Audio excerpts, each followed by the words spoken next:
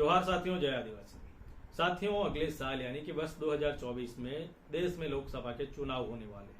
इसी बीच गोवा से एक खबर सामने निकल के आई है कि गोवा में आदिवासियों के राजनीतिक आरक्षण के लिए लोकसभा चुनाव के बहिष्कार की चेतावनी आदिवासियों ने दी है। साल 2003 में गोवा में गवाड़ा, कुनबी और वेलिप को एसटी सूची में अधिसूचित किया गया था। जिस समय अधिसूचना जारी की गई थी उसी समय परिसीमन आयोग का गठन किया था, जिससे अनुसूचित जनजातियों की आबादी में काफी वृद्धि हुई। लेकिन 20 साल के बाद भी वे लोकसभा और राज्य की विधानसभा दोनों में राजनीतिक आरक्षण से वंचित है। तो आज के इस वीडियो में उसी के बारे में चर्चा करने वाले हैं। अभी तक चैनल सब्सक्राइब करना बाकी हो तो कर लीजिएगा और वीडियो को ज्यादा से ज्यादा शेयर कर दीजिएगा ताकि आपका सहकार हमें मिले। पिछले कई वर्षों से अपने अधिकारों के लिए लड़ रहे गोवा के अनुसूचित जनजाति समुदाय के एक वर्ग ने सरकार द्वारा राज्य विधानसभा में राजनीतिक आरक्षण प्रदान करने में विफल रहने पर लोकसभा चुनाव 2024 का बहिष्कार करने की धमकी दी है। गोवा के अनुसूचित जनजातियों के लिए मिशन राजनीतिक आरक्षण के बैनर तले एकजुट होकर कई अनुसूचित जनजाति के युवाओं ने इस लक्ष्य हासिल करने के लिए खुद को समर्पित कर दिया है।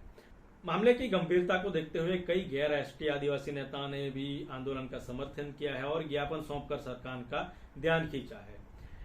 MPRSTG के अध्यक्ष जोआओ फर्नांडिस ने IANS से बात करते हुए कहा कि अगर सरकार उन्हें आरक्षण नहीं देती है तो वे लोकसभा चुनाव का बहिष्कार करने के लिए मजबूर होंगे। उन्होंने कहा, हमारी मांग है कि हमें लोकसभा चुनाव से पहले राजनीतिक आरक्षण मिलना चाहिए। उन्होंने कहा कि इससे पहले उन्होंने रैलियां निकालकर सरकार का ध्यान आकर्षित करने की कोशिश की, लेकिन अभी तक कोई कदम नहीं उठाया गया है।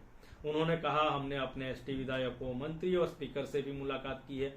उनका भी मानना है कि हमें राजनीतिक आरक्षण मिलना चाहिए, इसलिए अगर चुनाव का बहिष्कार करने का समय आता है तो हमें उन सभी का समर्थन मिलेगा।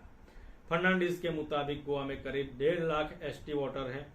उन्होंने कहा, हमने भारत के राष्ट्रपति से सीधी गोवा में के मुख्यमंत्री को ज्ञापन सौंपा है। हमें अन्य राज्यों के संसद सदस्यों से भी मुलाकात की है जो अनुसूचित जनजाति समुदाय से संबंधित है और उनसे समर्थन मांगा है। दरअसल पिछले महीने MPRSTG सदस्यों ने मडगांव के लोहिया मैदान में एक बैठक की और सरकार द्वारा राजनीतिक आरक्षण की उनकी मांग को नहीं माने जाने पर 2024 में लोकसभा चुनाव का बहिष्कार करने का संकल्प लिया। अनुसूचित जनजाति के नेताओं ने लोहिया मैदान में 1 दिवसीय भूख हड़ताल भी की थी। उन्होंने गोवा के अनुसूचित जनजाति के लिए राजनीतिक आरक्षण के महत्व पर प्रकाश डाला, जिसे दशकों पहले समुदाय को ST का दर्जा मिलने के बावजूद राज्य सरकार पूरा करने में विफल रही है। उनके मुताबिक अगर राजनीतिक आरक्षण दिया जाता है तो विधानसभा में डिफॉल्ट रूप से 4 विधायक होंगे। गोवा में विपक्षी राजनीतिक दलों ने इस आंदोलन को अपना समर्थन दिया है और राजनीतिक आरक्षण की मांग को लेकर आवाज उठाई है। गोवा फॉरवर्ड पार्टी के प्रमुख और विधायक विजय सरदेसाई ने तत्कालीन केंद्रीय कानून मंत्री किरण रिजिजू को पत्र लिखकर विधानसभा में अनुसूचित जनजातियों के लिए आरक्षण की मांग की थी। सरदेसाई ने कहा कि केंद्र को ST समुदाय को आरक्षण देने के लिए सभी जरूरी कदम उठाने चाहिए। इससे पहले ST समुदाय के नेताओं ने सरदेसाई से मुलाकात की थी और उनसे इस मामले को उठाने को कहा था, जिसके बाद सरदेसाई ने विधानसभा सत्र के दौरान इस मुद्दे को उठाया था। सरदेसाई ने एक पत्र में कहा, आप जानते हैं कि जहां भारत के संविधान के अनुच्छेद 330 में लोकसभा में अनुसूचित जनजातियों के लिए सीटों के आरक्षण का प्रावधान है, वहीं अनुच्छेद 332 में राज्यों की विधानसभाओं में अनुसूचित जनजातियों के लिए सीटों के आरक्षण का प्रावधान है। इस संदर्भ में मैं गोवा की अनुसूचित जनजातियों के लिए लोकसभा और गोवा विधानसभा में उनके लिए राजनीतिक आरक्षण की मांग को रिकॉर्ड पर रखना चाहता हूँ। उन्होंने कहा, साल 2003 में गावड़ा, कुनबी और वेलिप नाम के 3 समुदायों को गोवा के अनुसूचित जनजातियों की मौजूदा सूची में जोड़ा गया, जिससे अनुसूचित जनजातियों की आबादी में काफी वृद्धि हुई और गोवा में अनुसूचित जनजाति समुदायों की कुल 8% तक पहुंच गई। 2011 की जनगणना के मुताबिक गोवा में अनुसूचित जनजातियों की जनसंख्या 10.23% है, लेकिन 20 साल के बाद भी वे लोकसभा और राज्यसभा की विधानसभा दोनों में राजनीतिक आरक्षण से वंचित है। सरदेसाई ने गोवा में विधानसभा और संसदीय निर्वाचन क्षेत्रों के परिसीमन के लिए एक परिसीमन आयोग के गठन की मांग की है। पत्र में कहा गया है, संसदीय और विधानसभा निर्वाचन क्षेत्रों तृतीय अध्यादेश 2013 में अनुसूचित जातियों और अनुसूचित जनजातियों के प्रतिनिधित्व के पुनर्समायोजन की तर्ज पर अध्यादेश की घोषणा के लिए भारत के माननीय राष्ट्रपति को सरकार की सिफारिश भेजी। तृणमूल कांग्रेस ने भी गोवा विधानसभा में अनुसूचित जनजातियों के लिए आरक्षण की मांग की है। तृणमूल के संयुक्त संयोजक सैमिल वोल्वोइकर ने कहा कि उनकी पार्टी इस मुद्दे पर एसटी समुदाय के साथ खड़ी रहेगी। वोल्वोइकर ने कहा, भविष्य में अगर वे विरोध करते हैं तो हम अपना समर्थन देंगे। वोल्वोइकर ने कहा कि पिछले कई सालों में यह मुद्दा लंबित है, सरकार को इस पर ध्यान देना चाहिए और उनका अधिकार देना चाहिए। उन्होंने कहा कि आरक्षण प्राप्त करना एसटी समुदाय का संवैधानिक अधिकार है। वहीं एसटी नेता कांता गावड़े ने कहा कि यह विडंबना है कि आदिवासी समाज को उनके संवैधानिक अधिकार से वंचित किया जा रहा है। एसटी समुदाय कई बार विभिन्न मंचों से इसकी मांग कर चुका है, लेकिन उनके साथ सिर्फ अन्याय हुआ है। कांता गावड़े ने कहा कि अनुसूचित जनजाति समुदाय ने राज्य के लिए बहुत योगदान दिया और इसलिए उन्हें उनका अधिकार दिया जाना चाहिए। गावड़े ने कहा कि पिछले 2 दशकों में सभी सरकारें एसटी समुदाय को अधिकार देने में विफल रही। उन्होंने कहा, विधायकों से लेकर भारत के राष्ट्रपति तक को एसटी समुदाय ने सभी को ज्ञापन दिया है, लेकिन किसी ने इस मुद्दे पर ध्यान नहीं दिया है। विपक्ष के नेता यूरी अलेमाओ ने भी अनुसूचित जनजाति समुदाय के लिए राजनीतिक आरक्षण की मांग की है और पिछले विधानसभा सत्र के दौरान इस मुद्दे को उठाया था। वर्तमान में विधानसभा में एसटी के 4 विधायक हैं।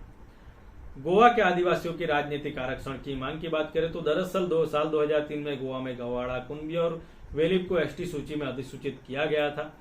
जिस समय अधिसूचना जारी की गई थी उसी समय परिसीमन आयोग का गठन किया गया था। तब परिसीमन आयोग सीटों के पुनः समायोजन और ST/SC के लिए सीटों के आरक्षण के लिए अपनी रिपोर्ट तैयार कर रहा था। इस रिपोर्ट को 2008 में संसद में पेश किया गया था और इसे मंजूरी दी गई थी। साल 2011 में यह मामला सुप्रीम कोर्ट पहुंचा। सुप्रीम कोर्ट में वीरेंद्र प्रताप बनाम भारत संघ मामले पर सुनवाई हुई। सुनवाई के दौरान सुप्रीम कोर्ट ने चुनाव आयोग को लोकसभा और राज्य विधानसभा में कुछ अनुसूचित जनजातियों का प्रतिनिधित्व सुनिश्चित करने का निर्देश दिया था। इसमें वो समुदाय शामिल थे जिन्हें 2002-2003 में अनुसूचित जनजाति और अनुसूचित जाति की सूची में शामिल किया गया था। सुप्रीम कोर्ट के निर्देश पर चुनाव आयोग ने सुझाव दिया कि अनुसूचित जाति और अनुसूचित जनजाति के लिए सीटों के पुनर्समायोजन के लिए आयोग को सशक्त बनाने के लिए कानून पारित किया जाना चाहिए। साल 2013 में सरकार ने जनवरी में इस संबंध में एक अध्यादेश जारी किया। इसके बाद एक विधेयक को संसद के बजट सत्र में पेश किया गया। 26 फरवरी को राज्यसभा में संसदीय और विधानसभा क्षेत्रों में अनुसूचित जाति और अनुसूचित जनजाति के प्रतिनिधित्व का पुनर्समायोजन तृतीय विधेयक 2013 लाया गया, जिसके बाद मार्च में राज्यसभा ने इस विधेयक को संसद की कार्मिक, लोक शिकायत, कानून व्यवस्था और न्याय संबंधी स्थायी समिति के पास जांच के लिए भेजा और संसद में रिपोर्ट पेश करने को कहा। उस समय समिति के अध्यक्ष सांसद शांताराम नाइक ने कहा था क्योंकि गोवा में अनुसूचित जनजाति समुदाय का प्रतिशत लगभग 12% है, इसलिए यह 5 सीटों के लिए योग्य हो सकता है। हालांकि उन्होंने कहा कि एसटी समुदाय के लिए आरक्षण के लिए सीटों का सही प्रतिशत वर्ष 2011 की जनगणना के आंकड़ों पर आधारित होगा। मई 2013 में संसद की स्थायी समिति ने इस मामले पर अपनी रिपोर्ट पेश की, लेकिन बजट सत्र शुरू होने के 6 हफ्ते के भीतर विधेयक पारित नहीं हो पाया, जिसके चलते अध्यादेश लैप्स हो गया। 2011 की जनगणना के अनुसार राज्य की कुल आबादी में अनुसूचित जनजाति का हिस्सा 10.23% है। गोवा में 2 जिले हैं, उत्तरी गोवा और दक्षिणी गोवा। उत्तरी गोवा में 6.92% आबादी अनुसूचित जनजाति से है, जबकि दक्षिण गोवा में एसटी की आबादी 10.47% है। लेकिन बावजूद इसके राज्य की 40 विधानसभा सीटों में से एक भी सीट अनुसूचित जनजाति के लिए आरक्षित नहीं है, जबकि विधानसभा में एक सीट अनुसूचित जाति के लिए आरक्षित है, जिसकी आबादी राज्य की कुल जनसंख्या के 1.74% है। साथियों, यह गोवा के आदिवासियों की मांग है और हम इस मांग का समर्थन करते हैं।